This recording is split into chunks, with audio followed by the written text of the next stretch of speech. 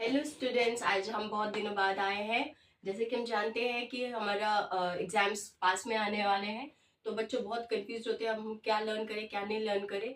तो उससे रिलेटेड मैंने आज एक 6th क्लास का fun with magnet chapter start करने वाली हूँ, और जिससे कि बच्चों की आइडिया रहे, समराइज हो जाए कि हाँ हमें किस पे ज़्यादा फोकस करना है, ना कि पूरे एक्सप्लेनेशन पे, क्योंकि ऑलरेडी हम एक्सप्लेन कर चुके होते हैं। और बच्चे को ज़्यादा माइंड डाइवर्ट हो जाता है कि अब हम कहाँ फोकस करें। तो इसलिए हम स्टार्ट करते हैं। सबसे पहले हम आते हैं फन विद मैग्नेट्स। बहुत ही इजी टॉपिक है, इसमें बहुत ज़्यादा हमें ज़्यादा सोचने की जरूरत नहीं कि क्या होगा। Fun with magnets. मैग्नेट्स क्या है? What are magnets? ठीक है, we are talking about magnet and magnetic power, demagnetization. इसमें आपको 3-4 टॉपिक बस कवर करने हैं। ठीक है, first magnetic property. Magnetic property, second topic आपको कवर करना है मैग्नेटिक प्रॉपर्टीज के बाद डीमैग्नेटाइजेशन।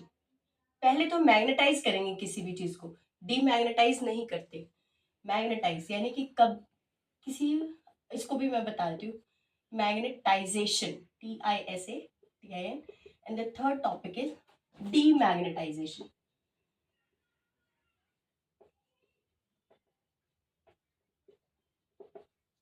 मैग्नेटिक प्रॉपर्टीज क्या है? Very simple.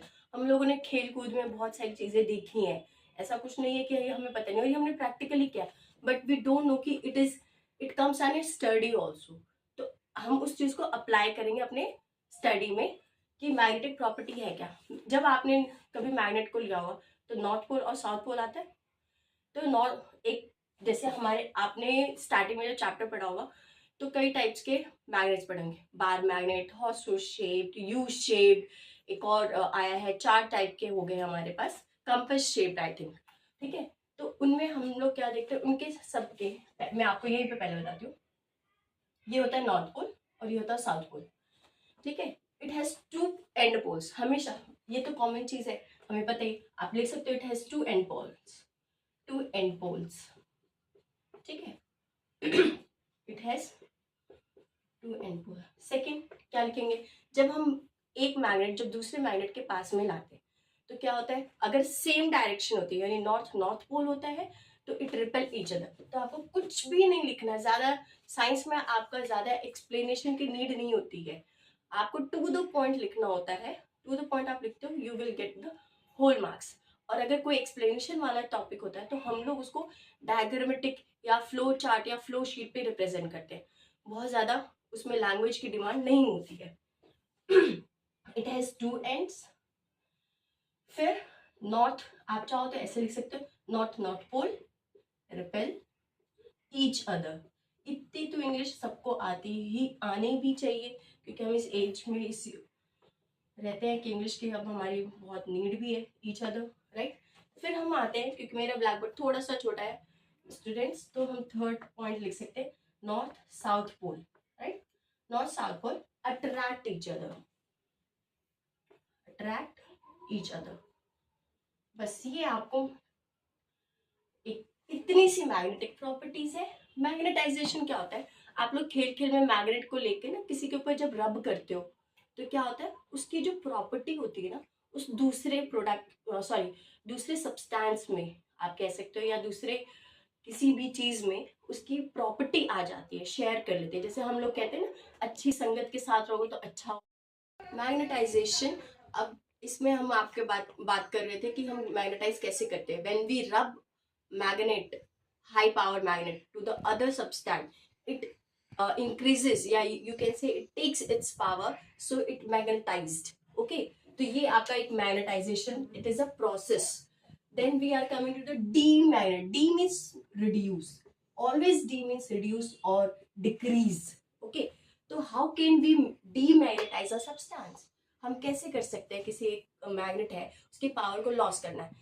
अगर सपोज हम ज्यादा कई बार पेंसिल को लिखते यूज करते हैं तो क्या होता है, what will happen, it it it's height is decreases, और you can say it's finished after use. Okay, so the same things happen with the demagnetization.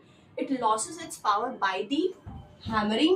अगर हम उसको हैमर करते हैं, ठीक है, यानी किसी से लेकर ऐसे से मारेंगे तो ऑब्वियस है वो it break down into so many pieces and, ठीक है, तो we can demagnetize by the hammering, right. The second one, suppose हमारे हाथ से कोई चीज गिर जाती है तो it is broken down, right.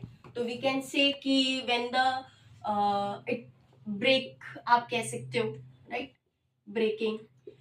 And एक होता है self demagnetization. It's very important topic, मैंने ना लिखा नहीं. सेल्फ डीमैग्नेटाइजेशन, इसका मतलब क्या हुआ, आप गेस कर सकते हैं?